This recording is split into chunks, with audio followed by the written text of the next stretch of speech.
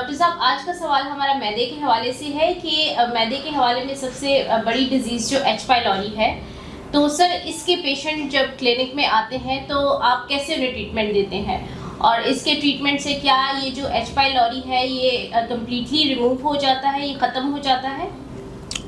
वालेकुम अस्सलाम मैडम, बहुत शुक्रिया। बड़ा खूबसूरत बड़ा प्यारा सवाल किया है। एच पाइलोरी चूँकि जैसा कि नाम से ज़ाहिर है कि ये एक बैक्टीरिया है जो मैदे के अंदर पैदा हो जाता है, तो इसको ठीक करने के लिए जो मैं अपनी क्लिनिक में प्रैक्टिस करता हूँ या होम्योपैथी का कोई भी अच्छा डॉक्टर जो प्रैक्टिस करता है, तो सबसे पहली जो डोज उसके लिए दी जाती है तो वो एच पाइलोरी नसूड्स की दी जाती है। जैसे कि एलोपैथिक में एंटीबायोटिक होती है उसी मर्ज़ के मुताबिक, तो इसी तरह होम्योपैथिक में भी उसके नसूड्स होते हैं, तो ये एच पाइलोरी नसूड्स होता है। तो पहली डोज़ हमारी नेक्स्ट वमीका के बाद या कारसी के बाद जो है एच पाइलोरी जब दी जाती है तो पेशेंट को उसी टाइम क्लिनिक के अंदर ही आराम आना शुरू हो जाता है। तो बहुत सारे मरीज़ जिनको मैदे के अंदर मसाइल होते हैं, एच पाइलोरी डोज देने के बाद जो मैदे के अंदर जो सिम्टम्स होते हैं, मिसाल के तौर पर किसी को मैदे के अंदर दर्द होता है तो उसकी मेडिसिन नेट फास्ट बनती है। अगर मिसाल के तौर पर मैदे के ऊपर बोझ बनता है और साथ में गुस्सा आता है तो उसकी मेडिसिन नेक्स्ट वमीका होती है।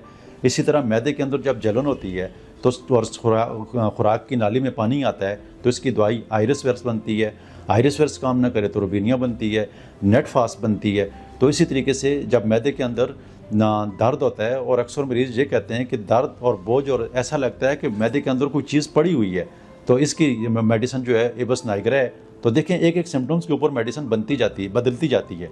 तो इसी तरीके के मुताबिक जो डॉक्टर अकॉर्डिंग टू सिम्टम्स और अकॉर्डिंग टू डिजीज़, जैसे कि एच पाइलोरी का आपने जिक्र किया है, उसको टच करके अगर वो इलाज करेगा तो यकीनी तौर पर एक कामयाब तरीन डॉक्टर होगा और उसकी क्लिनिक में मरीज़ जो हैं वो सेहतयाब होंगे। तो यही वजह है कि हमारे पास जितने भी आने वाले मरीज़ हैं, मर्ज़ की नौयत के मुताबिक इलाज होता है और सिम्टम्स के मुताबिक इलाज होता है। पैथोलॉजी को भी देखा जाता है और सिम्टम्स को भी देखा जाता है। दोनों चीज़ों को टच करके जब इलाज किया जाता है तो मरीज़ सेहतयाब हो जाते हैं।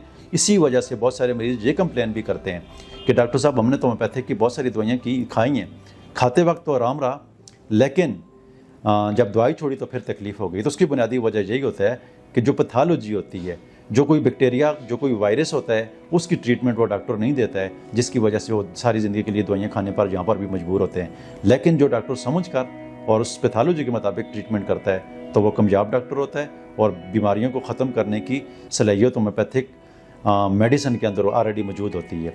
तो ये डॉक्टर का कसूर हो सकता है, लेकिन होम्योपैथिक इलाज से जो है बहुत सारे मरीज़ सेहतयाब हो जाते हैं। बहुत शुक्रिया, थैंक यू सर। वेलकम।